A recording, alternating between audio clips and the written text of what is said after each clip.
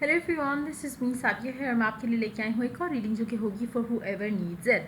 अगर आप में नो कम्युनिकेशन हो विद योर पर्सन और आप जानना चाहते हो कि क्या वो आपको कांटेक्ट करेंगे, हाँ या ना, देन ये रीडिंग डेफिनेटली आप देख सकते हो। इस रीडिंग में हम मैसेज कार्ड्स भी लेंगे आपके पर्सन की तरफ से, so stay tuned.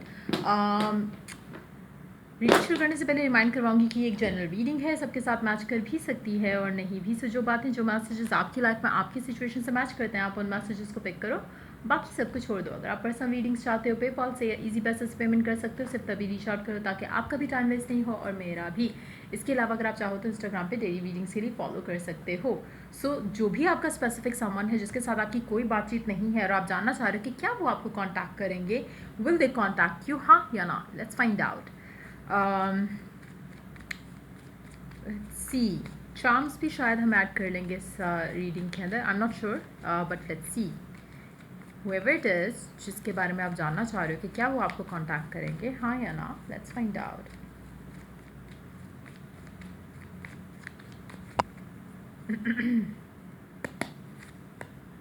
Ten of Wands, the High Priest, the Star.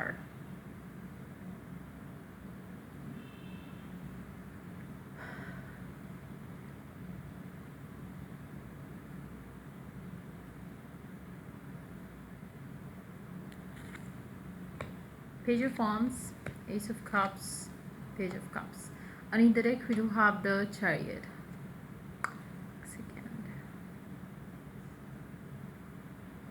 मुझे लगता है जिसके बारे में भी आप पूछ रहे हो उसकी लाइफ में बहुत कुछ चल रहा है राइट नाउ जो कि उसको बर्डन सम लगता है। हो सकता है उसकी फैमिली इश्यूज हो सकता है कि वो किसी टॉक्सिक कनेक्शन में हो सकता है कि वो पर्सन कुछ ऐसी चीज़ों से डील कर रहा हो राइट नाउ अपनी लाइफ में जो कि उसके लिए उन चीज़ों से अपना उन चीज़ों का बोझ हटाना राइट नाउ सबसे इम्पॉर्टेंट है। जो भी चीज़ है, हो सकता है कोई रिस्पॉन्सिबिलिटीज़ हो उसके शोल्डर पे जिसको राइट नाउ डील कर रहा है। सो मुझे लगता है कि जब वो उन चीज़ों से डील कर लेगा, अगर टॉक्सिक रिलेशनशिप है उसमें से निकल आएगा, अगर रिस्पॉन्सिबिलिटी है वो रिस्पॉन्सिबिलिटी से अपनी जान छुड़ा लेगा, उसके बाद वो आपको डेफिनेटली कांटेक्ट करेगा। लेकिन इसको डेफिनेटली मुझे लगता है कि टाइम लगेगा, ये इतनी जल्दी कांटेक्ट जो है वो आने वाला नहीं है इस इंसान की तरफ से।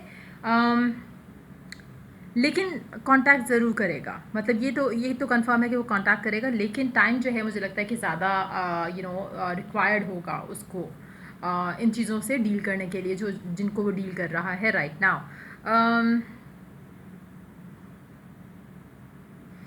लेट्स टेक पहले क्लैरिफायर। सारे कार्ड्स के लिए एक एक क्लैरिफायर लेते हैं, उसके बाद वी विल सी के टाइम फ्रेम अगर हमें पता चल सके कि कब तक आप एक्सपेक्ट कर सकते हो कॉन्टैक्ट का। Let's see. मुझे लगता है कि काफ़ी सारे लोगों के लिए हो सकता है कि दो चीज़ें, जिस चीज़ से भी ये जान छुड़ाना चाह रहा है या जिस चीज़ से भी निकलना चाह रहा है वो फाइनेंशियल इश्यूज हो सकता है फाइनेंशियली ये इंसान स्ट्रगल कर रहा है और उसको उन चीज़ों के ऊपर ज़्यादा फोकस रखना है अपना राइट नाउ। दूसरा, ये किसी चीज़ से अपने आप को जान छुड़ाना चाह रहा है, वो मतलब दो चीज़ें हैं, या तो फाइनेंशियल इश्यूज हैं उनसे ये पहले डील करना चाह रहा है, या कोई ऐसा कनेक्शन है जो कि टॉक्सिक है जिससे जान छुड़ाना चाहता है, उसके बाद ये आपको कॉन्टैक्ट करेगा। Let's see more cards. कहीं ना कहीं इस इंसान ने right now it's more like कि ये इंसान अभी अगर हम बात करें, अगर आप इसको अभी कांटेक्ट करोगे तो ये आपसे नॉर्मल इंसान की जैसे बात नहीं करेगा। इस इंसान ने राइट नाउ एक मास्क पहना हुआ है जो कि इसकी जो ये रियल सेल्फ नहीं है। कहीं ना कहीं ये अपने इनर जो इसकी फीलिंग्स है, इमोशंस है, उसको दबा रहा है, उसको हाइड कर रहा है, सप्रेस कर रहा है। तो बेसिकली ये ऐसे जो एक्ट और रिएक्ट कर रहा है आपका पर्सन, ये इट्स बिकॉज ऑफ वो अपने आप को स्ट्रांग रखना चाह रहा है राइट नाउ करंट सिचुएशन से डील करने के लिए। तो मुझे लगता है कि जब ये सारा मामला जो इसका चल रहा है जब ये सॉल्व हो जाएगा तो उसके बाद दैट पर्सन अपना मास्क जो है वो उतार देगा फॉर श्योर। सो उसके बाद ये आपको डेफिनेटली रीच आउट करेगा। Let's see more cards. Four of cups. लेकिन मुझे लगता है कि मेजॉरिटी लोगों के लिए आप जब चूज़ कर लोगे कि नहीं बस बहुत हो चुका है, तब जाके ये इंसान आएगा। सो मतलब it's gonna take you long time, जिसके बाद जाके ये इंसान आपको कांटेक्ट करेगा और आपको लगेगा कि है कि कुछ अच्छा हो। और मुझे लगता है कि जब आप डिसाइड कर लोगे कि ठीक है, आपको इस इंसान से अब अपना कनेक्शन जो है वो ख़त्म करना है, ताल्लुक वास्ता ख़त्म करना है, उसके बाद जाके आपको सडनली एक दिन इसका मैसेज आएगा, सडनली ये इंसान कांटेक्ट करेगा। सो जितनी जल्दी आप अपने आप को इससे ब्रेक फ्री करोगे, उतनी जल्दी आपको कांटेक्ट ये इंसान करेगा। जब आप एक वो एनर्जी होती है जो it's very important to understand कि कभी कभी आपकी जो टाइज होती हैं वो इट नीड्स टू ब्रेक। जब वो ब्रेक होती हैं तो फिर एक वॉइड क्रिएट होता है, उसके बाद वो एक पुल आता है दोनों के बीच में। तो वो चीज़ होगी तब जाके इंसान आपको कांटेक्ट करेगा। और जब तक आप डिसाइड करते हो कि आपने मूव ऑन करना है और आप गिव अप कर रहे हो इस कनेक्शन को, छोड़ रहे हो, सरेंडर कर रहे हो डिवाइन पे कि होना होगा तो हो जाएगा, या फिर आप टोटली डिसाइड करते हो कि नहीं, I am done with it and I want to move on, तब ये इंसान आपको कांटेक्ट करेगा।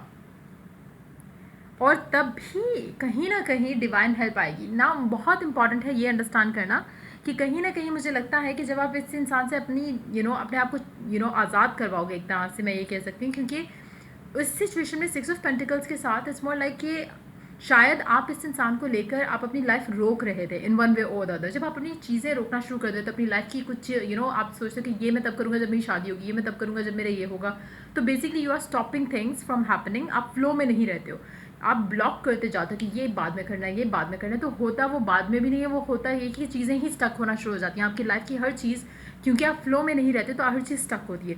द मोमेंट यू डिसाइड कि बाहर में गया ये इंसान, बाहर में गया सारा कुछ, आप डिसाइड करते हो कि you need to move on, तब ये चीज़ें जो है वो वापस फ्लो में आएंगी।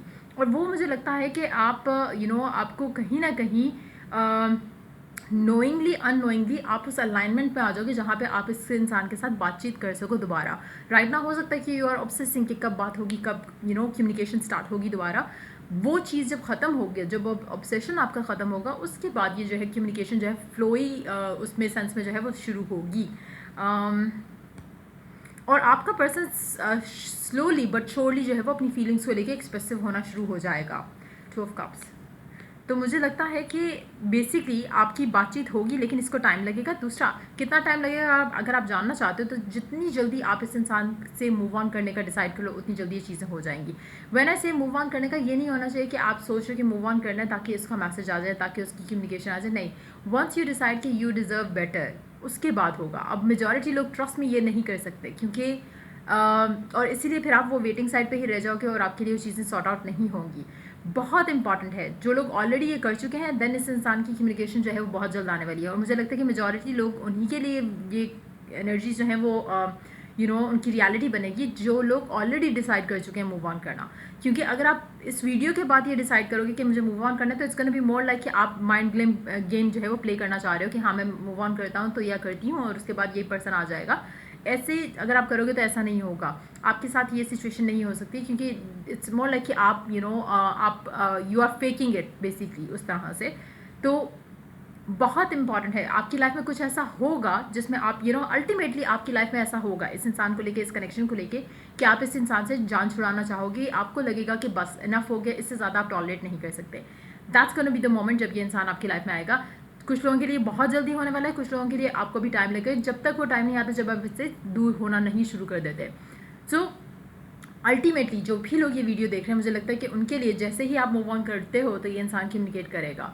लेकिन अगर आपने अभी तक मूव ऑन नहीं किया और अगर आप इस वीडियो के बाद सोचते हो कि हाँ चलो मूव ऑन करके देखते हैं आता है कि नहीं आता पर्सन आपका वापस, तब इस तरह की सिचुएशन नहीं होगा। There is going to be something happen जो आपको, आपके पर्सन को आपके पास वापस लेके आएगा, क्योंकि वो आपको ट्रिगर करेगा कि आपने मूव ऑन करना है फॉर रियल।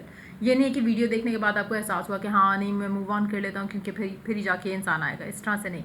जब आप फेडअप हो जाओगे, जब आपकी लाइफ में कुछ ऐसा होगा जो कि आपको ट्रिगर करेगा कि no this is the end of it, तब जाके ये इंसान आएगा आपकी लाइफ में। तो डेफिनेटली मुझे लगता है कि ये आएगा, कांटेक्ट करेगा, लेकिन बहुत इंतज़ार के बाद। और जो लोग ऑलरेडी इस इंसान से थोड़ा आप still you wanted to know कि कब कांटेक्ट करेगा, लेकिन डीप डाउन आप एक तरह से एक तरह से आपने डिसाइड कर लिया है कि इट्स लाइक छोड़ते हैं इस चीज़ को, तो उनके लिए जो है ये मुझे लगता है कि चीज़ें जो है वो ज़्यादा जल्दी रिजॉल्व हो जाएंगी आपके पर्सन के साथ, वो कांटेक्ट करेंगे।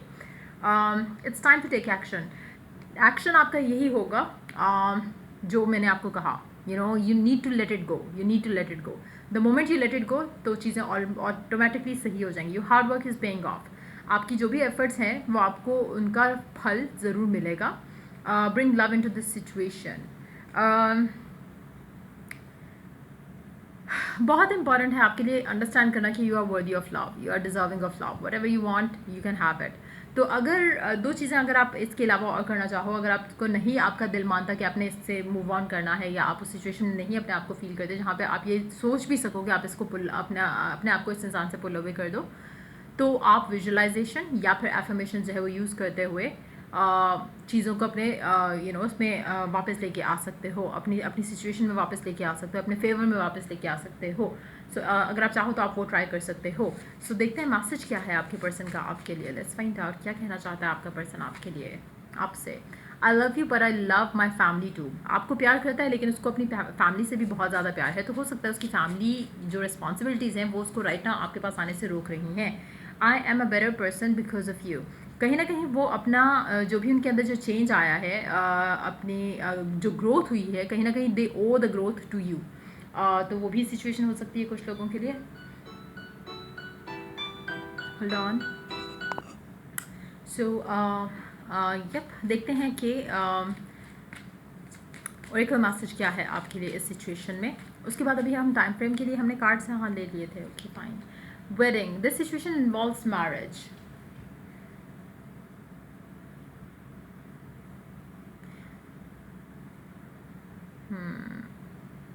मुझे लगता है कि मेजॉरिटी लोगों के लिए ये पर्सन आपकी लाइफ में तब आएगा जब इसके लिए वो टाइम आएगा जब ये रेडी होगा अपने डिसीजंस को लेने के लिए, जहाँ पे इसको अपनी फैमिली या किसी के भी अप्रूवल की ज़रूरत नहीं पड़ेगी।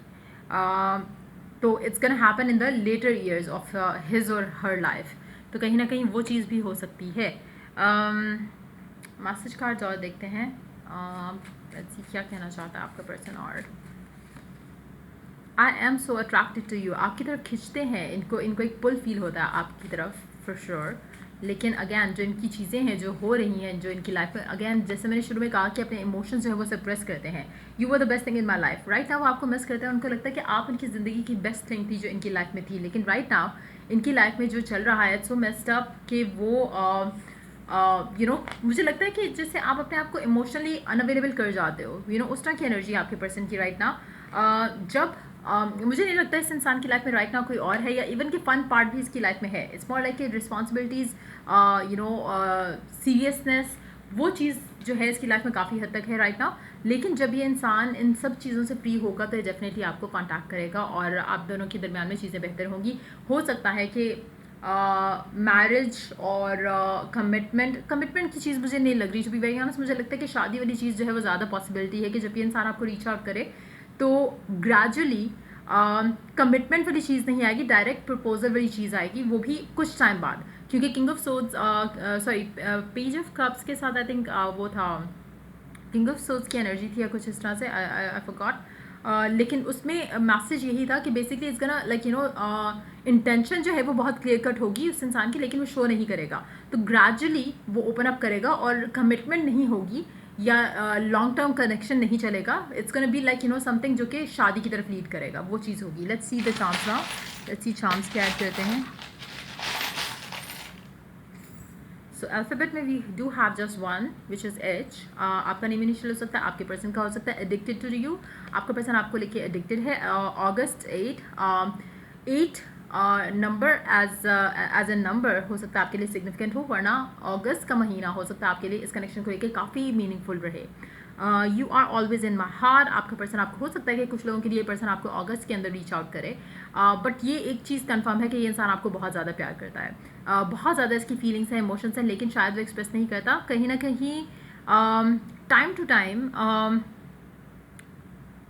ये उस जोन में मेंटली ज़रूर जाता है जहाँ पे आप दोनों ने इकट्ठा टाइम स्पेंड किया और उस चीज़ को रीलिव करता है अपने माइंड में।